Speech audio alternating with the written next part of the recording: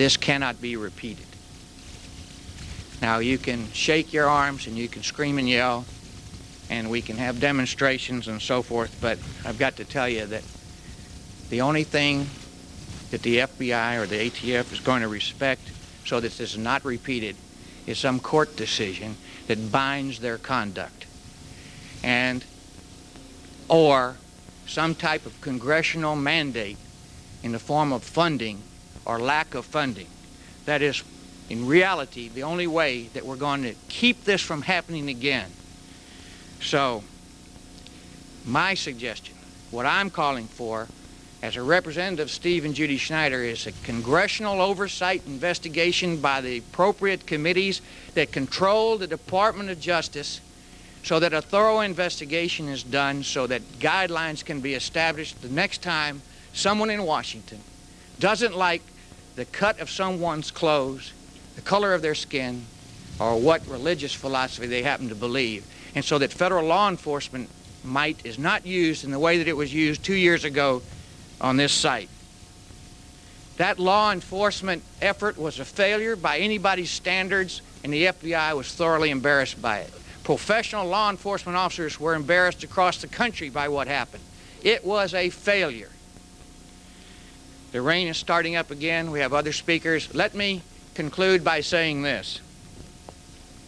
50 years ago, this country helped to liberate the Nazi concentration camps and discovered the Holocaust. 50 years ago. We must, as a country, always remember that and never forget it just because of the passage of time. By the same token, we as a country must remember what happened here on this ground 2 years ago and never again.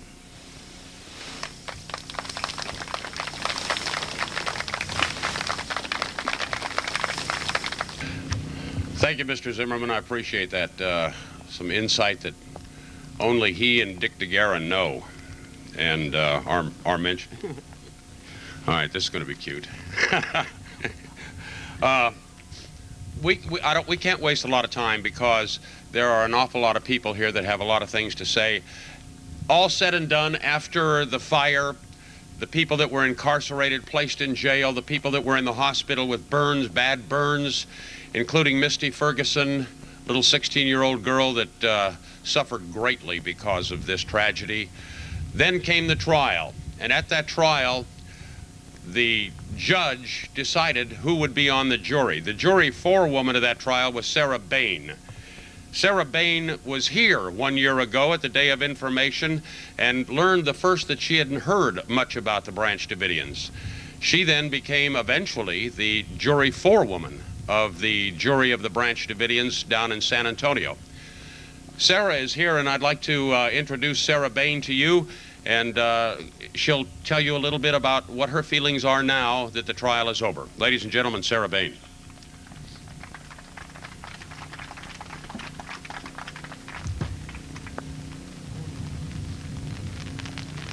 Nice meeting you. Ladies and gentlemen, I am among one of the most frustrated individuals that probably is walking these grounds today. Frustrated, first of all, because we're even here. Why did all of this have to happen and we even have to be here? In my opinion, there ought to be 120 or 150 Branch Davidians carrying on their daily routine, worshiping whatever their life entailed, still ought to be happening out here. From the jury standpoint, I have found out so much information that we weren't not presented during trial that makes me not pleased at all with what has happened to me personally. This sign over here is one of the very things that I think must be answered for. When we finally were in our deliberation stages, several of us were voicing frustration over the very fact that there were 11 defendants on trial. One of the things that we found some peace, though it was now seen to be false peace, was in saying, well, this is just the first step. There will be more to come. The ATF hierarchy surely will be called to answer for what actually took place. If it had not been for those in control, who ordered the raid, we wouldn't be here today. There would be no reason to be here. It would be status quo. There were so many things that should not have happened. If we sat for 7 weeks, hearing witnesses, seeing evidence, having things, we were bombarded with information.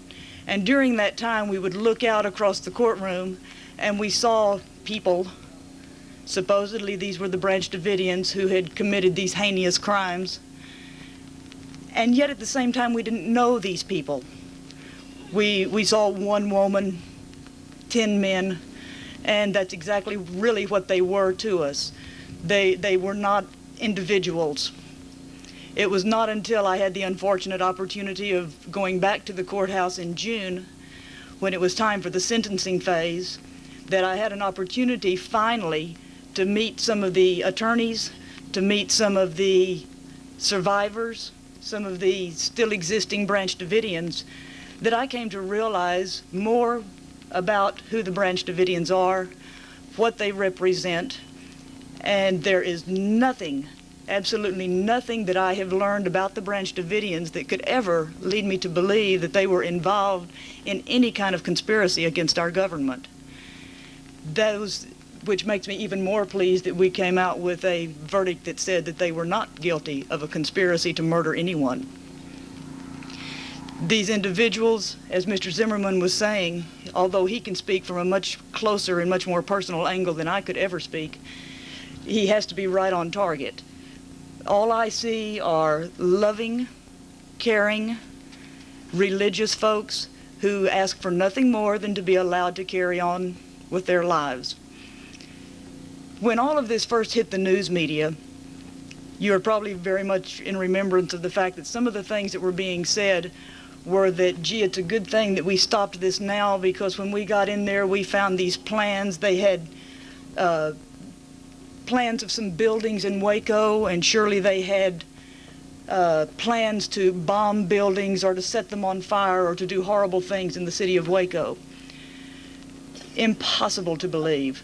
When I was going to school over these hills for Baylor University, I had no idea that there was even a group that was called the Branch Davidians. How such a group could have lived in Waco and in this area for 35 years peacefully, and then all of a sudden turned into this renegade group, makes no sense. Anyone with any logic could say that they had no reason to have this thrust upon them. I am here hoping that, even though I wish we didn't have to be here, something must be done to keep this before the American public, to see that it doesn't happen again, to see that no more children die, and that no more crepe myrtles have to be planted row on row. Thank you.